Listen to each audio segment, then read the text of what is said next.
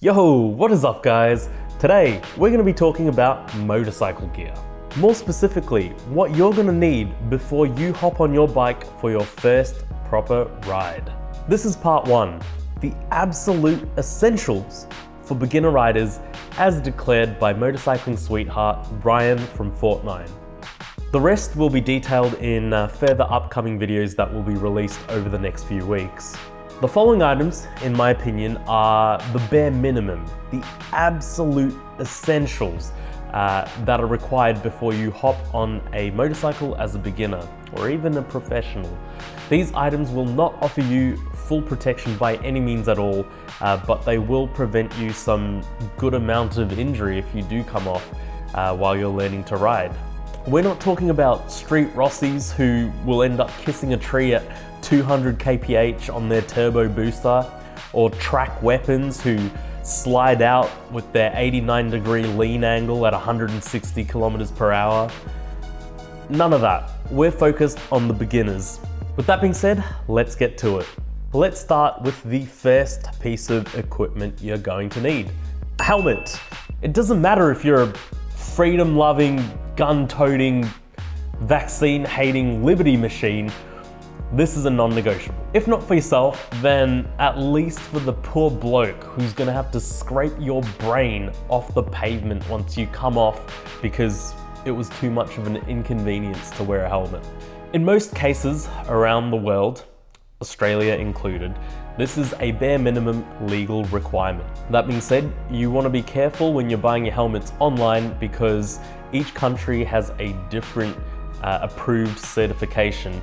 So if you buy a helmet from the US and it's only got a DOT certification stamp on the back, it won't be legal for use in Australia, because here in Australia, our helmets need to comply with either Australian or European standards. So that's either ECE, AS, or AS/NZ. This was my first helmet, and I didn't even buy it to ride motorcycles with.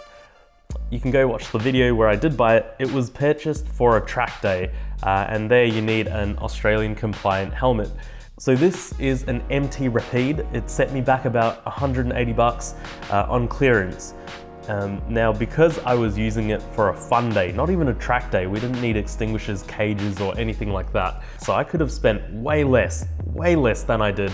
But in the end, I'm glad I did spend $180 on a half decent helmet, because this is now the runaround. If I ever want to drop down to Coles, do a 5-10 minute ride where I'm not exceeding 60 to 80k an hour, this is the go-to.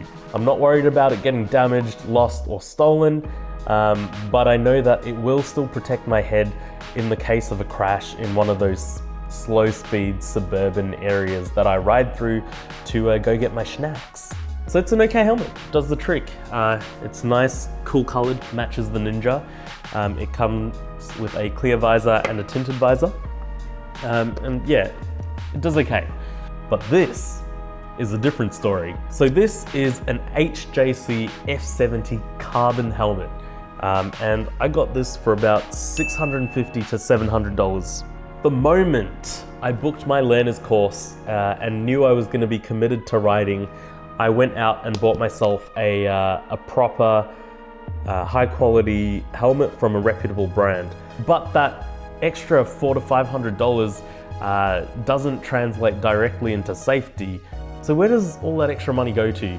Well, firstly, there's the R&D and the fact that it's got a bit more of a reputation, HJC over MT. But where else does that money go to? We're talking about the carbon shell. That's a big one. Carbon is really light, so it makes a big difference when it sits on your head. Carbon fiber also shatters on impact, which disperses the force around the shell as opposed to deforming and concentrating that impact on one area. There's also the fact that carbon fiber just looks so cool. It's got comfortable moisture wicking cheek pads which hold your face and your head in place. It's got ventilation, as does the MT, but this offers a little bit more. You've got 2 ventilation slots on the top of the head, you've got an exhaust, and you've got 2 ventilation spots on the chin. Keeps it nice and cool on a warm day. One thing I noticed about this is that it cuts through the air much better, especially at freeway speeds. So in this helmet, my head does a lot less of these, traveling at 100k an hour compared to the MT. That could be due to the shape, how they design the aerodynamics, could be due to the material, the way carbon interacts with these wind forces. I don't know. Point is, it does better. So unlike the MT, it's just got a clear visor that isn't replaced by a tinted visor. But what you can do is, you get a little button over here that you slide, boom, down comes a tinted visor that's integrated into the helmet. It's pretty nerdy, but I could never go back to the quick change system that the MT's got because it is such a hassle carrying around that extra visor wherever you go and having to change it when it gets dark or when it gets light and vice versa. It's so much easier to just flick a button and be done with it. This helmet also came with a pin lock visor, which is an insert that you put inside the visor, and it prevents the visor from fogging up due to your breath in colder weather. It's a game changer. You should definitely be running one of these, especially if you're riding around in those colder seasons. So this helmet is way comfier, much sturdier, and fatigues me a lot less than this helmet does. You can also feel the quality difference in the straps, the fasteners, the D-rings, the vents, and how it feels on your head when you're riding. So that extra $450 became well worth it after my first long commute. The bottom line is, if you've got the cash, it's worth investing in a slightly fancier helmet, but if you don't, it's perfectly fine to get a cheaper one too. The critical element here is that you make sure it fits. So when I went to get this helmet, I went to a retail store, they measured my head, and it's not just about the circumference of your head in terms of centimeters, it's also about the shape of your head. So you've got to go into a store and make sure that that manufacturer has the right shape shell for your head. Another thing to keep in mind is you should never buy a helmet secondhand. You can buy anything else secondhand, just don't buy these secondhand because you have no idea whether it's been dropped. If you drop it from, up here, technically it's not safe anymore because the structural integrity could be compromised. And with a second-hand helmet, you have no idea what it's been through. And if it's well worn, the cheek pads also will be molded to the previous owner's face and not yours, so it won't be as safe and as secure. All right, that's the big one out of the way, and the one that I'm gonna spend the most time on. Let's move on to item number 2, gloves.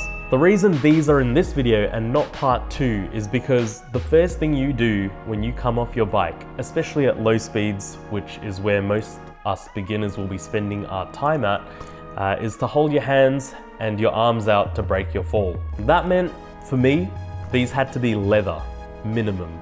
I didn't want fabric or textile, I wanted leather.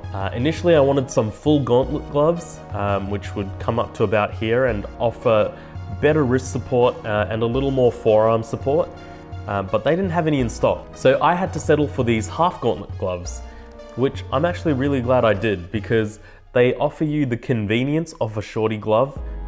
You soon start to realize how annoying gearing up is, and with gauntlet gloves you constantly have to tuck your leather jacket sleeve, and that becomes a big hassle, whereas with these you just pop them on and they're good.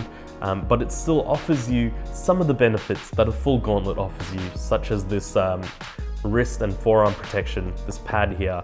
And this will also help stop your jacket sleeve riding up in the case of a slide. So these are a set of 5 SF1 riding gloves. I got these for about $250. So they've obviously got the carbon wrist protection I talked about. These have ventilated TPU knuckle protectors, which will let you knock out anyone who messes with your bike. Palm sliders, so that you can go skating on your hands at over 100k an hour, as opposed to having them catch on the tarmac and crumple into a milkshake. Lots of good quality gloves also attach the pinky to the ring finger, and that is the case here.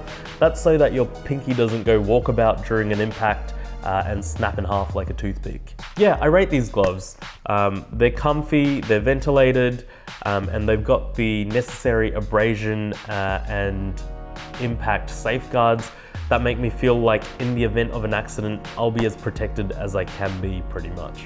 Last but not least, footwear. This is also pretty damn important, as a good majority of injuries that arise from beginner accidents are related to feet and legs. You're likely to drop your bike on your feet as a result of screwing up a low speed maneuver or misbalancing on a motorcycle from a standstill. Your feet will also catch impacts every now and again, and they're also the things that are going to stop your bike from tipping over if you do lose your balance. So you want them to be as supported as possible during an impact. You can't just use steel cap boots, as your toes would turn to mince during an impact, even though your boots would remain nice, shiny and round. Motorcycle footwear is designed to contort and soak up as much force as possible before your little piggies get turned into ground pork. I bought myself a pair of RST Tractech Evo 3s. Now, these don't match up against high-end race boots in terms of protection and safety, but they're pretty damn good for what they are and the price they are. They're a full boot, as you can see, so you also get the benefits of shin protection, which you wouldn't find in a mid or a low cut boot. They're made of artificial leather with shin protection and calf protection. They've got ankle support, a heel guard, TPU toe sliders, a shift pad, and a super rigid sole. They're also perforated to keep you nice and ventilated during summer riding, and in the winter you can just throw on some thick socks and you're good to go. They're also operated by a simple Velcro and zip mechanism, which makes getting in and out of them really easy and quick. In terms of usability, comfort, support, abrasion resistance, and impact resistance, this is just mwah. For $250, you can't really beat that, can you? And there you have it, guys. That's what I'm using in terms of the absolute essentials of riding gear for beginner motorcyclists. The thing is, none of these items have been put to the test, and to be honest, I hope they never will be. If you enjoyed the video, please remember to like, comment, and subscribe. I really appreciate all your support. Thanks for watching, and I will catch you guys on part 2.